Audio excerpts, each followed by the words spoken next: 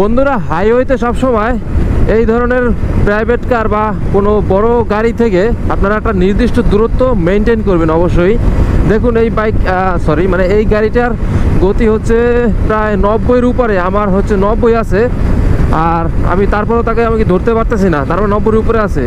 এখন আমি যদি এটার খুব বেশি কাছাকাছি চলে যাই, আমি যদি আরও একটু স্পিডিং করে যদি কাছাকাছি চলে যাই, তাহলে ওই গাড়িটা যদি ব্রেক করে, মানে আমি এখন যতটুকু দূরত্বে আছি, এখন থেকে ব্রেক করলে আমি আমার গাড়িকে ওই গাড়িতে ধাক্কা লাগার আগে আমি থামাইতে পারবো। কিন্তু যদি আরও কাছাকাছি চলে যাই, তাহলে যতই আমার বাইকের গতি বেশি বাড়বে, ততই ব্রেকিং ডিস্টেন্সটাও বেড়ে যাবে, আর তখন আমি ঠিক সময় মতো আমি থামাতে পারবো না। এই দেখুন, এরকম যদি হঠাৎ করে ব্রেক করে, তখন আমি আমার ওই গাড়ির পিছনে আমার বাইকের একটা ধাক্কা লাগার প্রবল সম্ভাবনা থাকবে।